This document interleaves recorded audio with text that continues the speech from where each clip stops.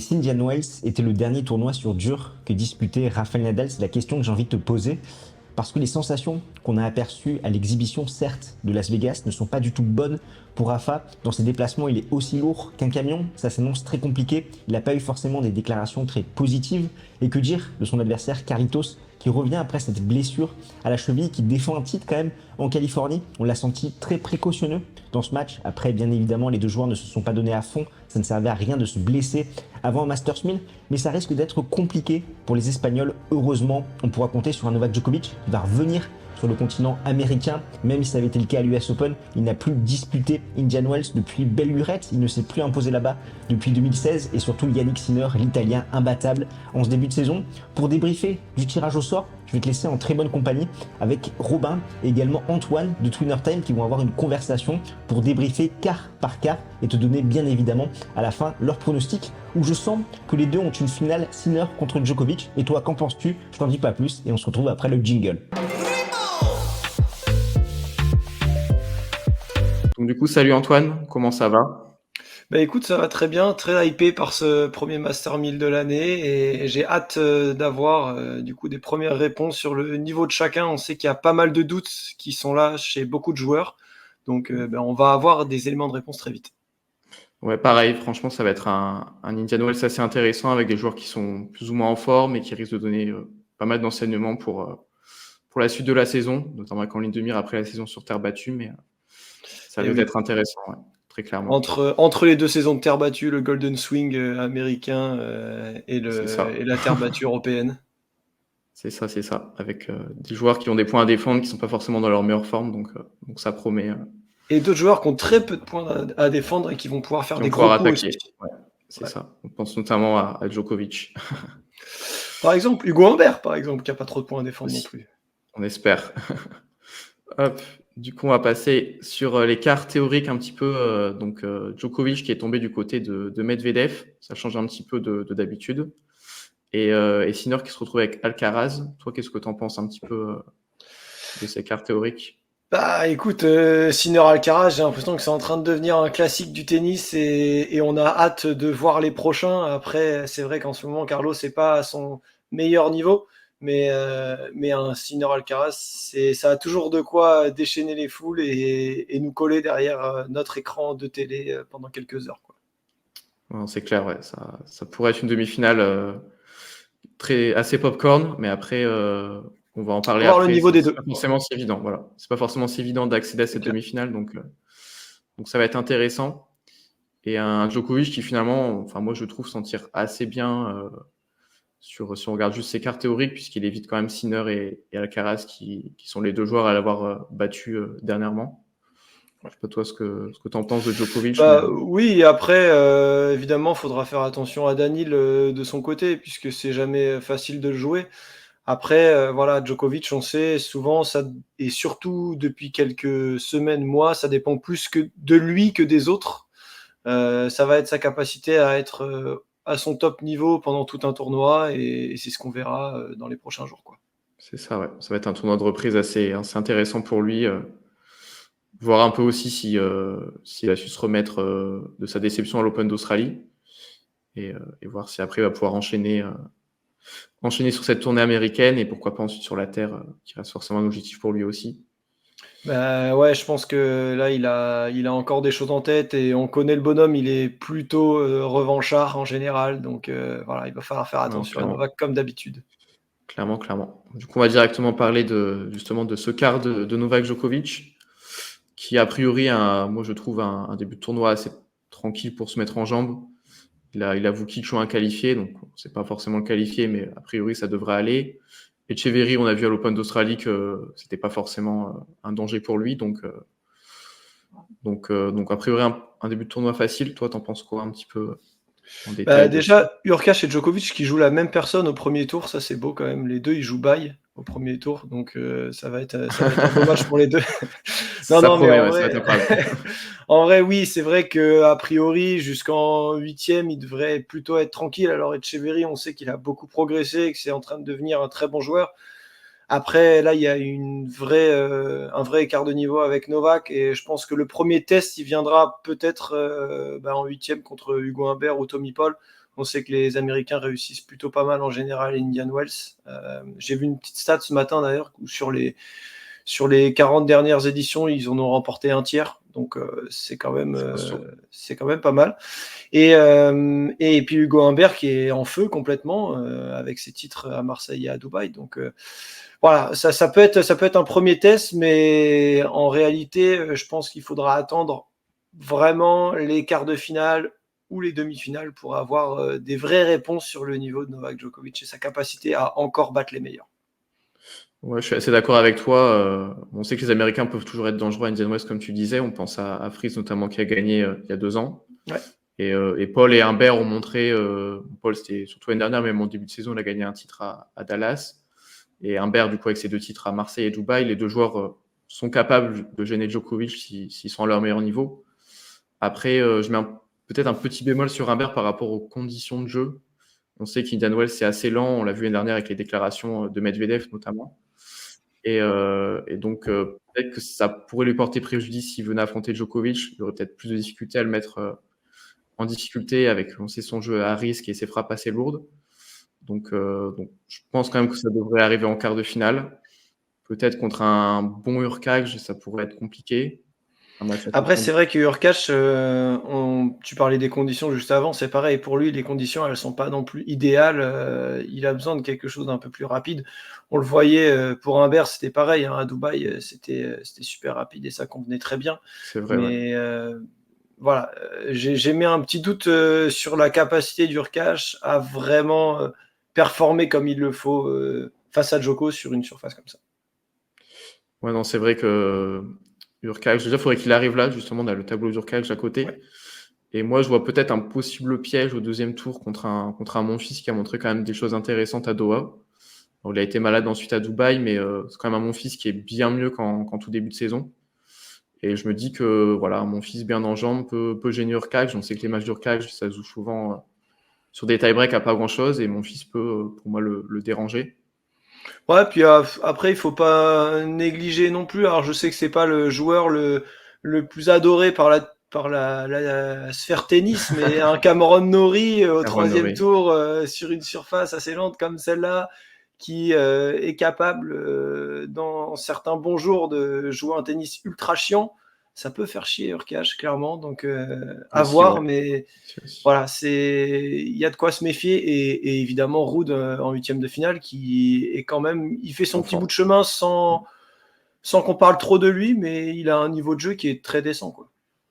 Ouais, donc clairement, Ruud en ce moment, bon, malheureusement, il perd ses 2 finales à Los Cabos et à Acapulco, mais il a quand même montré que sur dur, il était revenu à un bon niveau. J'ai vu une stat passer, je crois, si je dis pas de bêtises, qu'il a déjà gagné plus de points sur dur en 2 mois que sur l'entièreté de la saison 2023. C'est Elle était dure sa assez saison incroyable. dernière. Ouais, non, clairement. C'était assez compliqué l'an dernier. Après sa belle saison 2022 où il avait notamment fait finale à l'US Open, là il s'est bien repris, je trouve, et c'est vrai qu'il y a des chances qu'il puisse gêner Hurkacz. Donc difficile de savoir qui affrontera Djokovic en quart pour moi, de mon Ouais, côté. on verra, Ouais. mais bon, a priori, les 2 favoris pour l'affronter, c'est quand même Hurkacz et Ruud. Donc, Ouais, ça on est assez d'accord là-dessus. Avant du coup un possible Medvedev en demi. À voir, on lui a montré aussi un peu d'inquiétude, on en parlera après au niveau de son épaule. Donc c'est assez incertain, mais un tirage au sort, je dirais, assez clément au début et après qui monte doucement en régime pour Djokovic. Je pense que ouais. tu confirmeras. Bah, c'est ça, hein. De toute façon, on a l'habitude avec lui, hein. Un début de tournoi un peu en dents de scie, on va dire, où parfois il se fait presque un peu peur, et puis au fur et à mesure, ça monte en niveau, et en général, le rouleau compresseur commence à s'activer petit à petit. Ouais, je suis d'accord. Ouais. À mon avis, on risque de voir un Djokovic assez revanchard sur cette Indian Wells. Du coup, on va pouvoir passer au 2e quart qui concerne du coup Medvedev et Rune. Medvedev qu'on avait quitté à l'Open d'Australie avec cette nouvelle défaite assez marquante en finale face à Yannick Sinner, et qui a, comme j'ai dit avant, pas été hyper rassurant à Dubaï avec des difficultés au service. Il était un peu gêné à l'épaule. On a vu qu'il se préservait un petit peu. Alors a priori, du coup, un premier tour peut-être un peu piège en vrai contre Koboli qui joue bien en ce moment. Mais ça devrait le faire. Par contre, après, ça peut vite être costaud. Toi, qu'est-ce que tu en penses un peu de Medvedev? Ben, en fait, le truc, c'est que je vois au troisième tour, ça joue potentiellement Corda. Corda, c'est une éternelle question. Ce joueur, il peut jouer un tennis fantastique comme il peut jouer un tennis à peine top 150. Donc, il faudra voir si évidemment il est à son meilleur niveau. Ça peut clairement embêter Daniil.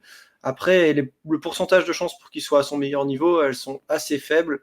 Donc, pour moi, jusqu'en huitième, il n'y aura pas trop de problèmes. Après, huitième, bon, Manarino est pas forcément très en forme en ce moment, mais on sait que sur une surface comme ça peut très bien lui convenir. Et un Dimitrov en grande forme, Costaud. ça peut être vraiment, vraiment chiant aussi. Ouais. Derrière, Rune ou Fritz. Fritz, tu l'as dit tout à l'heure, qui a gagné en 2022.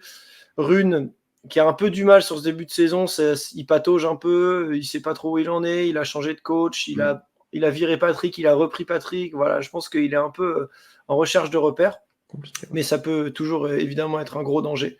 Et puis après les demi, on l'a dit, contre Djokovic ou Hurkacz, quoi qu'il arrive, ça peut être un très très beau match. Ouais, c'est vrai que Corda, je te rejoins un petit peu. Finalement, sa semaine dernière à Dubaï résume un petit peu le joueur qu'il est. C'est-à-dire qu'il gagne ses 2 premiers matchs hyper facilement. On se dit, ah tiens, il va peut-être pouvoir gêner Roublev, etc. Et au final, il abandonne un peu avant la fin, mais il aurait sûrement perdu en 2-7. C'est un peu un joueur inconstant, un peu comme Safiullin, capable de gros coups, mais sur ce début de saison, c'est un peu moins ça que l'an dernier. Donc, au Ouais, final, c'est des mecs qui sont capables de faire des gros coups, c'est tout rien. mais Ouais. pas face, enfin, très peu de chance face à un mec qui a des standards aussi élevés que ceux de Daniil, quoi. Ouais, surtout Après, sur dur évidemment, et oui, vas-y, pardon. surtout sur dur et surtout sur un dur qui est plutôt lent et qui va peut-être moins leur permettre d'agresser un Daniil qui est plutôt assez patient. Donc, Et puis, en fait, la vraie question, c'est l'épaule, hein. Est-ce que ça peut véritablement le gêner ou pas? C'est peut-être surtout de ça que va dépendre le parcours de Daniil, quoi. ouais, non, clairement, c'est ça. Et après, du coup, très probablement Dimitrov en huitième. Attention, donc, j'ai mis Manarino.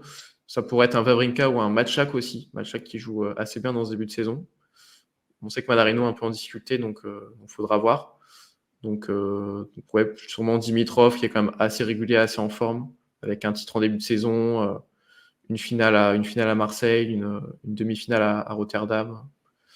Il y a des chances. Et après, du coup, pour parler un peu de Rune, moi je sais pas ce que tu en penses, mais j'ai du mal à le voir arriver jusqu'à Medvedev parce qu'il a quand même un tableau qui est difficile. Ouais, après, la question, c'est un peu le niveau de Rafa, mais bon, Aussi, ouais. je suis même pas sûr que Rafa soit capable de passer l'étape Raonic. Alors peut-être que On en parlera juste après, ouais. je le vois peut-être trop faible par rapport à ce qu'il est, mais bon, il a pas montré grand-chose de rassurant. Après, Shapovalov-Musetti, on est sur deux mecs qui sont en perdition quand même pas mal depuis quelques temps. Clairement. Derrière, Baez, pour moi, c'est pas vraiment un danger. Par contre, Fritz peut vraiment l'être, même s'il est pas. Voilà, tu vas peut-être me rejoindre là-dessus, mais je trouve qu'il n'est pas en grande forme et il n'a pas montré des choses ultra rassurantes ces derniers temps. Enfin, pour moi, il n'est pas au niveau de ce qu'il était en 2022. Donc, en vrai, enfin, je trouve que le parcours est pas si difficile que ça pour Rune, pour arriver jusqu'en quart de finale. Pour moi, l'étape, elle est sur Fritz, quoi. Après, il faudra voir quel Fritz on va avoir sur le cours.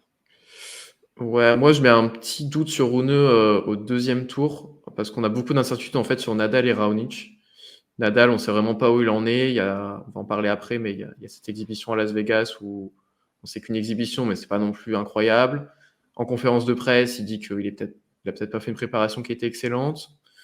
Et Raonic, on sait que c'est quand même un joueur qui est toujours dur à jouer, même s'il a fait déjà 2 abandons cette saison.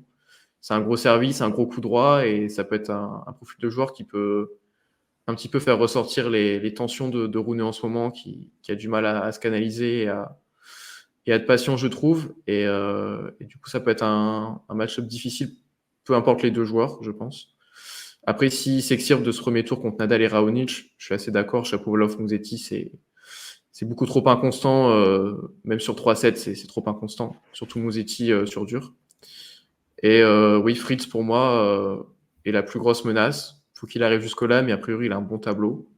Bas et sur dur, c'est pas non plus sa surface de prédilection. Donc je verrais quand même Fritz logiquement à domicile, même si c'est vrai qu'à Acapulco, il n'a pas été hyper rassurant quoi, contre Arnaldi. Ouais, pas grand-chose à ajouter, hein, franchement, on verra ce que ça peut donner à ce niveau-là, mais voilà, disons que Rune, c'est pas le cheval sur lequel j'ai envie de miser sur ce tournoi. Non, comme souvent malheureusement en ce moment avec lui. C'est vrai. Petite aparté du coup rapide sur Rafa. Donc du coup on en a un petit peu parlé. Raonic au premier tour. Moi je trouve que c'est vraiment un tirage qui est compliqué pour lui parce que je pense qu'il a surtout besoin de rythme, il a besoin d'échange, il a besoin de se remettre dedans physiquement. Et là pour le coup on sait qu'avec Raonic il n'y aura quasiment pas d'échange, ça va être beaucoup de service, juste service ou coup droit, monter au filet, donc ça va être un match avec peu de rythme, donc pas idéal. Et pour moi même s'il venait à passer contre Rune, ça serait compliqué.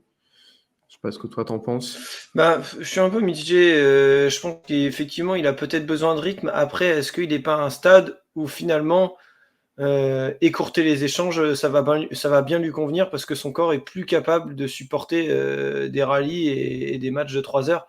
C'est un peu la question que je me pose. Donc, à voir. Je sais pas vraiment si ça peut être un parcours, un premier tour piège. On sait que Rafa a jamais eu trop de problèmes contre les très gros serveurs, surtout Surtout sur une dernièrement. surface où après, a priori, le service de Raonic va un peu moins prendre ici qu'il pourrait le prendre sur des surfaces comme Dubaï, par exemple. Donc, voilà, pas évident, mais c'est surtout le niveau de jeu théorique de Rafa qui pose la question. Après, je vois pas trop dans quel monde il peut battre Rune derrière, quoi, j'avoue. Ouais, après, voilà, il pourrait peut-être battre Rune si on tombe sur un Rune vraiment très inconstant, etc., ou qui est un peu pris par l'aura Ouais, à de Laura, Nadal, peut-être, ouais. l'aura de Rafa. Mais après, moi, je pense que si Rafa passe les 2 premiers tours, je le vois bien passer le 3e, contre Shapovalov ou Musetti. Bah, c'est Et, sûr que c'est un 3e tour qui ferait plaisir à beaucoup de monde, quoi. ouais. Bah, un Shapovalov, ça rappellerait quelques souvenirs quand même, parce qu'il y a eu des belles C'est batailles sûr, entre les deux. c'est sûr. Après, s'il venait à passer ce 3e tour, je pense que contre Fritz, par contre, ça serait trop compliqué à domicile. Si Fritz arrive jusque-là, je pense qu'il sera en confiance. Et donc, je verrai Fritz le stopper, mais ça sera intéressant en tout cas. On sent qu'il vient là un peu hésitant, plus sans trop savoir où il en est. C'est vraiment un tournoi, je pense, test. Avant, moi, je le vois comme ça, plutôt son objectif principal, qui est forcément la terre battue. À mon avis, à son âge, il sait que c'est peut-être bientôt la fin et il a Roland Garros forcément en ligne de mire. Moi, je le vois comme ça. Je sais pas toi comment tu le vois là-dessus. Bah, moi, j'avoue que je suis un peu plus pessimiste que toi. Je le vois un peu saison jubilée, où il va faire ses au revoir un peu partout. Mais j'avoue que je crois pas trop en lui, ni à Roland, ni au jeu. J'ai du mal à voir comment il pourrait revenir à un niveau suffisant pour remporter ce genre de tournoi. Ouais, non, sur 3-7, ça semble compliqué. Même sur 2, je pense que ça l'est déjà. Donc, Bah, surtout que ça pousse derrière, quoi. Enfin, je veux dire, là, on a quand même un niveau qui s'est élevé. Les Sinner, les Medvedev, Zverev qui est capable de très très bien jouer sur terre battue aussi. Il va avoir un tableau qui sera forcément difficile puisqu'il est plus tête de série nulle part. Donc voilà, moi je pense que ça va être vraiment compliqué pour Rafa, quoi. ouais, moi, je te rejoins là-dessus. Ça va être compliqué. Après, on sait que c'est Rafa, mais Oui, à voilà. part on sait que c'est Rafa, on espère un miracle. C'est vrai que ça semble assez difficile quand même. Et on aura quand même Après, des on en a enseignements, je tellement pense. vu avec lui, on en a tellement vu avec lui. Ouais, c'est ça. Que ce mec c'est un alien, donc je vais te dire, s'il gagne Roland Garros, je vais pas te dire que je vais pas être surpris, mais je vais me dire encore, quoi, juste encore, il a Ouais. réussi à tous nous faire taire et bravo à lui, quoi. Ouais, voilà. On verra en tout cas, ça va être intéressant cette Indian Wells pour lui. Avant de passer du coup au 3e quart de finale, si votre contenu nous plaît, n'hésitez pas à vous abonner, à liker, à activer les notifications. On est des passionnés de tennis et on va vous faire vivre l'Indian Wells à fond, ainsi que tous les autres tournois de la saison. N'hésitez pas aussi à aller voir la chaîne d'Antoine, donc Twinner Time, sur YouTube, qui propose du contenu en complément qui peut être intéressant en tant que fan de tennis. Du coup, on passe au 3e quart, et du coup un quart qui rappelle un petit peu l'Open d'Australie, puisqu'on a Sinner et Rublev qui sont dans la même partie de tableau. Sinner qui du coup a confirmé à Rotterdam qui est en très très grande forme, qui du coup est sur 14 victoires d'affilée si je dis pas de bêtises, et même 15 victoires d'affilée. Et alors moi je vois plutôt un début de tournoi assez tranquille pour lui avec potentiellement une première menace en 8e avec Shelton. Toi t'en penses quoi de Sinner? Bah, on discutait un peu en off juste avant, je disais que je Ouais. trouve qu'il a un parcours difficile pour une tête de série aussi haute. Alors évidemment, le premier tour, Riron ou Kokinakis, ça va encore. Mais derrière, un Struff, en pleine possession de ses moyens, ça peut être très chiant à jouer. Derrière, un Shelton en pleine possession de ses moyens aux États-Unis, ça peut être encore plus chiant à jouer. Ouais. Puis Roublev ou Tsitsipas en quart, Alcaraz Zverev en demi. Enfin, je veux dire, c'est un parcours qui est vraiment costaud, je trouve, pour un nouveau numéro 2 mondial. Voilà, c'est difficile. Ouais, c'est ça, ouais, clairement, c'est assez difficile. Après, à partir de huitième, c'est vrai que ça se corse parce que si c'est pas Roublev, c'est quand même Tsitsipas, même si Tsitsipas en ce moment, c'est pas la grande forme, ça reste quand même un joueur qui a été vraiment au top à un moment et qui pourrait à un moment se réveiller. Et du coup, c'est vrai que quoi qu'il arrive, il risque d'avoir un quart qui est assez difficile. Et même en demi, Alcaraz, bah, si c'est un très bon Alcaraz, on sait qu'il est largement capable de le battre. Et Zverev, on sait qu'il est capable vraiment de battre Sinner, qu'il a un head-to-head vraiment positif contre lui. Donc c'est vrai que c'est pas si évident. Après, je pense qu'il a vraiment emmagasiné une confiance et je trouve il a une vraie marge maintenant sur une très très grande majorité des joueurs du circuit. Ouais. Et du coup, j'ai du mal à vraiment le voir perdre contre un joueur sur papier inférieur.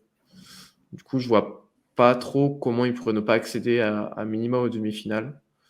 Parce que Shelton sur un grand jour, pourquoi pas, mais comme on l'a dit avant, c'est des conditions assez lentes. Donc peut-être que ça serait moins inquiétant pour lui. Et Roublev, on a vu quand même que c'était un peu entre guillemets, son double, mais un peu moins fort à l'Open d'Australie. Et moi, je le vois quand même tenir son rang et arriver en demi après avoir contre Alcaraz ou Zverev. On en parlera juste après. Mhm. Non, mais ouais, je suis d'accord avec toi. Et après, concernant Roublev, là aussi, un tirage pas si simple. Puisque bon, Murray a priori, il est quand même au-dessus, même si le Britannique a quand même montré qu'il était capable encore de remporter des matchs à Doha, mais sa déclaration à Dubaï laisse quand même penser qu'il est vraiment sur la fin. Et après, Lejka, c'est quand même un joueur qui est capable de tout. On l'a vu contre Kachanov à Dubaï. Donc attention. Et un huitième contre Tsitsipas ou Tiafoe, qui est probablement l'un des pires huitièmes possibles. Prendre Tsitsipas en huitième quand tu es tête de série numéro 5. Je sais pas ce que tu en penses, mais c'est pas un tirage facile, je trouve, pour Roublev. Ouais, bah, un des pires, ouais, probablement. Après, je pense que j'aurais encore plus été mécontent si j'avais tiré Dominor, qui Oui, est oui, en c'est feu vrai. En ce moment, et je trouve qu'il y a une surface qui lui correspond très bien. Mais oui, évidemment, Tsitsipas, c'est très compliqué à jouer tout le temps. Et ok, il n'est pas à son top niveau, ok, il a du mal, il est en manque de repères, il n'a pas de gros résultats, mais dans un bon jour, ça peut être un enfer à jouer. Ouais, donc clairement, ouais. Si se met à recliquer, il est largement capable de battre un Roublev et d'arriver en quart de finale, ça c'est certain. Tsitsipas, même s'il est dans le doute, il est capable forcément à un moment donné de se réveiller. Et ça serait intéressant aussi de suivre Roublev après cette histoire à Dubaï où il se fait disqualifier. Finalement, il a Ouais. réussi à garder ses points, mais est-ce que ça va le travailler un peu, etc. Ça sera intéressant. Il y aura quand même quelques lumières sur lui, je pense. Ouais, c'est une bonne question parce que c'est ça, la lumière, les médias, tout ça, ça peut rajouter Ouais, c'est quelque chose ça. à cet aspect de tension qui lui colle à la peau depuis le début de sa carrière. Et en fait, bah, tout simplement, il va falloir vraiment qu'il se calme un jour parce que ça lui porte préjudice considérablement. Et en plus, là, en dehors de son tennis, ça commence à lui porter préjudice médiatiquement parlant, au niveau de son image, etc. Et ça, c'est pas. Ouais, non, clairement, ouais. Donc, faut espérer qu'il arrive à se canaliser pour faire un bon tournoi et pas retomber dans ses travers, quoi. Du coup, on va pouvoir passer au dernier quart et sûrement l'un des plus rêvés, si ce n'est le plus relevé, avec Alcaraz et Zverev dans la même partie de tableau. Un Alcaraz, du coup, qui s'avance assez inquiétant quand même. Après, du coup, sa blessure à Rio, son élimination à Buenos Aires, son élimination justement contre Zverev à l'Open d'Australie. Donc il y a des questions et il a quand même un titre à défendre. Donc il va falloir quand même pas se louper. Parce que s'il venait à se louper, il pourrait perdre sa deuxième place mondiale au profit de Sinner. Donc moi, je trouve quand même que son début de tournoi, son premier tour, ça va. Mais après, il a quand même un tableau très très difficile, quoi. Ouais, bah, à partir des huitièmes, ça se corse, quoi. Je compte pas le troisième tour parce qu'avec tout le respect que j'ai pour Roger Aliassime, il a quand C'est même compliqué beaucoup de quand même de mal faire beaucoup de temps. à revenir à son meilleur niveau. Derrière Kachanov, pour moi, ça peut être vraiment embêtant. Ouais. Zverev ou Deminor, même chose. Sinner, à l'heure actuelle, je pense qu'il est au-dessus d'Alcaraz. Et puis évidemment Djokovic, Medvedev, bon voilà. Mais ouais, jusque après le troisième tour, ça va, et à partir des huitièmes, ça se corse vraiment. Ouais, non, je suis assez d'accord. Kachanov et Jarry, je pense que c'est deux joueurs qui peuvent vraiment bien jouer sur cette surface. Parce que c'est deux joueurs qui ont besoin de temps. On sait qu'ils ont des grosses frappes, notamment au coup droit. Et avec plus de temps, je pense que ça peut vraiment les avantager et leur permettre de vraiment gêner un Alcaraz. Donc c'est vraiment un tableau qui est très compliqué. En plus, en quart, tu as Zverev qui t'a battu à l'Open d'Australie, qui le met souvent en difficulté. Et un demi-nord qui est complètement en feu sur ce début de saison et qui détruit tout sur son passage. Finale à Rotterdam, défense de son titre à Acapulco, un parcours qui était quand même plutôt bon à l'Open d'Australie. Et une ATP Cup aussi qui était folle. Donc ça va être compliqué ce tableau pour moi, pour Alcaraz, qui va devoir vraiment montrer plus que ce qu'il a montré dernièrement, à mon avis, pour tenter d'aller défendre ce titre, quoi. C'est clair. Et après, pour Zverev, un tableau là aussi pas si simple, avec Draper potentiellement au deuxième tour. On sait que c'est un coupeur de tête. Après, il a beaucoup donné à Acapulco. Il faut voir son état physique déjà, s'il arrivera jusque Zverev à passer son premier tour. Le troisième tour, ça va. Par contre, après, c'est vrai que de mineur public, c'est pareil, c'est piège. Toi, t'en penses quoi de Zverev? Ah bah oui, dominant public, c'est très piège. Derrière Alcaraz ou Kachanov, encore plus. En fait, je C'est trouve que gradué. son tableau, il est hyper graduel, tu vois. C'est ça, ouais, ce que Ça j'allais dire, monte en graduel. Ouais. puissance à chaque tour. Et alors, Draper, j'avoue que je suis pas trop inquiet. Après, voilà, on sait que Zverev peut un peu déboulonner, et on l'a vu puisqu'il perd contre Altmaier la semaine dernière. Donc, Ouais. tout est possible dans le tennis, évidemment, mais bon, logiquement, il est un peu au-dessus. Griekspoor, Hoffman aussi. Par contre, derrière, voilà, comme je disais, Deminor, je pense que ça peut être un très gros coupeur de tête, et un Bublik en forme, c'est exactement la même chose. Donc, méfiance pour Sacha, qui va devoir montrer du gros tennis pour aller chercher une demi ou une finale. Ouais, non, c'est clair, ouais. Surtout que Los Cabos et Acapulco, comme tu as dit, contre Altmaier, ça l'a pas rassuré. C'est des défaites quand même assez inquiétantes. Et va falloir quand même montrer un peu plus sur dur pour espérer aller chercher quelque chose et confirmer son Open Australie qui était plutôt bon avec cette demi-finale. Ouais. C'est ça. Puis il a potentiellement aussi une 5e place qui est pas très loin à aller chercher. Donc ça pourrait être pas mal pour sa confiance aussi, je pense. Ben ouais, puisque du coup, il avait récupéré la 5e place après la disqualification de Rublev, et il a reperdu puisque Rublev a récupéré ses points. Ouais, Donc, c'est ça. Ironie du donc sort. il a été 5e pendant très peu de temps. Ouais. Et l'ironie du sort, ça aurait pu être qu'il aurait récupéré sa 5e place sur un abandon 2 ans pile après sa disqualification aussi à Acapulco. Justement, c'est pas arrivé, mais ça aurait été assez marrant. Du coup, on peut repasser à nos pronostics. Donc, du coup, à tes pronostics d'abord. Donc, je te laisse un petit peu Ouais. expliquer ce que tu vois. Du coup, sur le premier quart de tableau, j'ai mis Djokovic-Hurkacz. Bon, voilà, Djoko, on l'a dit tout à l'heure, il peut avoir un match piège contre Humbert en huitième, mais bon, globalement, je pense que c'est assez ouvert pour lui. Et en face, j'ai décidé de mettre Hurkacz plutôt que Rude.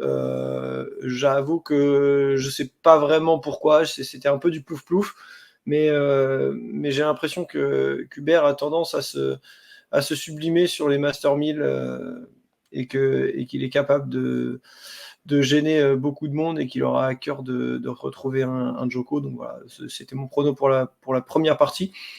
Derrière, Medvedev, voilà, tableau relativement accessible, si ce n'est la rencontre potentiellement face à Dimitrov qui peut être embêtante. Et face à lui, j'ai décidé de mettre Taylor Fritz, puisque, voilà, comme je te l'ai dit, je ne crois pas vraiment en Rune. Et je ne vois pas trop dans la partie tableau qui pourrait embêter. J'ai cherché un peu parce que j'aurais bien voulu voir une surprise, mais honnêtement, Kotov, Tabilo, Fonini, Zapata, Van de Zandschulp, Shapovalov, Raonic, Ouais. Rafa, bon, voilà, c'est quand même difficile, je trouve, de dégager quelqu'un qui serait capable de faire un gros upset ici. Et voilà, donc Fritz là-dessus. Ensuite, pour la troisième partie de tableau, j'ai choisi de mettre Sinner en haut. Enfin, non, d'abord, oui, Sinner sur la partie basse de la troisième partie de tableau. Ouais. Parce que pour moi, il est un cran au-dessus de tous les autres à ce niveau-là. Et en haut, j'ai décidé de mettre Tsitsipas plutôt que Rublev, tout simplement parce que j'estime que ce qui s'est passé à Dubaï, ça peut avoir un gros impact sur le mental de Rublev et qu'il pourrait se faire surprendre par notamment un bon Tsitsipas. Voilà. Et sur la dernière partie de tableau, du coup, j'ai décidé de mettre La surprise. Dominor contre Kachanov. Voilà, c'est un peu surprise. Il y a ni Zverev ni Alcaraz. Kachanov en bas parce que je trouve qu'Alcaraz, c'est très, très compliqué en ce moment. Et puis voilà, ce qui s'est passé à Rio, c'est quand même pas anodin, je pense. Kachanov, on sait qu'il est capable de très bien jouer et qu'il est capable de vraiment bien performer sur ce genre de tournoi. Et moi, je le vois poser de gros problèmes à Alcaraz et pourquoi pas le battre. Et de l'autre côté, Dominor, parce que voilà, il a un niveau en ce moment qui fait qu'il est vraiment en feu. Et comme je disais tout à l'heure, j'ai l'impression que sur une surface un peu plus lente, ça peut aussi très très bien fonctionner pour lui. Donc voilà mes 4 pronostics pour les quarts de finale. J'ai pris un peu de risque sur certains, mais voilà, j'ai tenté le coup, notamment sur le 4e quart de tableau. Ouais. Et après, du coup, si tu devais te mouiller pour tes demi et ta finale potentiellement? Djoko Medvedev, Sinner, Dominor.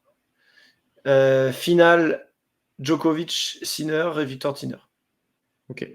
Du coup, Voilà. Sinner qui bat une 4e fois Djokovic en quelques mois. Sinner injouable, qui est sur 30 victoires d'affilée en arrivant à Rome. Voilà. C'est le programme. Ça serait la folie. Ça serait incroyable. Et du coup, j'ai hâte de voir les tiens, quand même. Ouais, bah du coup, voilà les miens. Donc moi, j'ai mis Djokovic comme toi, parce que je vois pas enfin, Berg, Paul peuvent le tester, mais je pense quand même qu'il reste au-dessus. Je mets plutôt Ruud que Hurkacz par rapport à la forme récente sur les derniers tournois. J'ai trouvé Ruud quand même vraiment bon sur dur. Et je pense qu'avec des conditions qui sont un peu lentes, il peut peut-être en profiter un peu plus qu'un Hurkacz. À voir après, franchement, si c'est Hurkacz, ça me choque pas non plus. Hein. Pour le deuxième quart, du coup, je vois comme toi. Medvedev me semble quand même avoir une marge sur la majorité des joueurs, et même s'il est un peu inquiétant à Dubaï, je pense que ça le fera pour lui jusqu'en quart. J'ai mis Fritz, puisque comme tu as dit, il n'y a pas vraiment de menace pour lui jusqu'en quart. Je vois pas, à part un Rafa qui se met à jouer incroyablement bien et qui montre qu'il n'est pas mort, je vois pas qui peut vraiment le gêner, quoi. Rune et Raonic, j'y crois pas trop. Et après, de l'autre côté, donc Sinner qui me semble injouable et qui a vraiment une marge qui est au-dessus de beaucoup de monde. Je mets quand même Rublev, qui a quand même un niveau de jeu assez moyen et qui perd très rarement contre des joueurs qui sont moins bien classés que lui. Après, en effet, il faut voir cette histoire de disqualification, mais je vois quand même Rublev en quart. Et le dernier quart, alors c'est vrai que c'est peut-être la partie où il peut y avoir des surprises. Moi, je vois quand même la logique être respectée. Je vois bien Alcaraz quand même se réveiller et au moins aller en quart de finale. Enfin, ça serait quand même incroyable qu'il perde directement. Ça mettrait une grosse pression sur ses épaules parce qu'il perdrait beaucoup de points. Et je vois Zverev battre Dominor, ça sera tendu en 8e. Mais je pense quand même que Zverev va le faire et va arriver en quart de finale face à Alcaraz.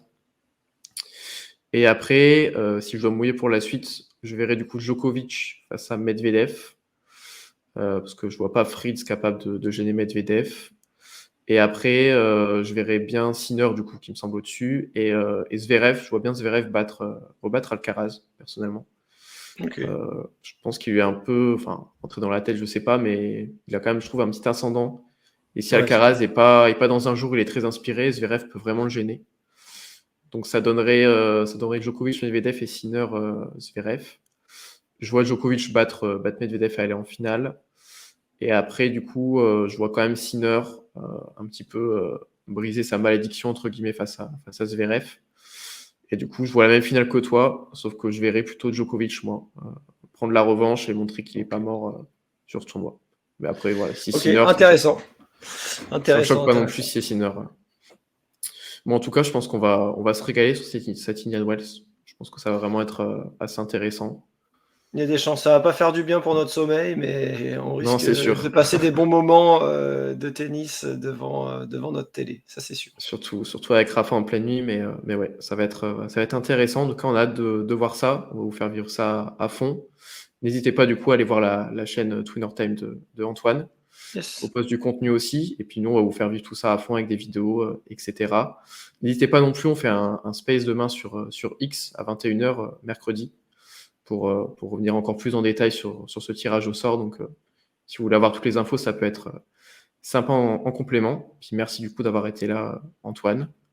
Ouais, C'était avec un plaisir. plaisir. Écoute, merci à toi de m'avoir invité. Et puis, voilà, j'espère que nos pronostics se réaliseront et Ouais, qu'on se donne on aura peut-être tout rendez-vous faux pour un Joko Sinner dans 10 en jours. finale. Ouais, ça marche. Merci en tout cas d'avoir été là et puis bonne Indian Wells à tous. Allez, bonne Indian Wells et profitez Ciao. bien.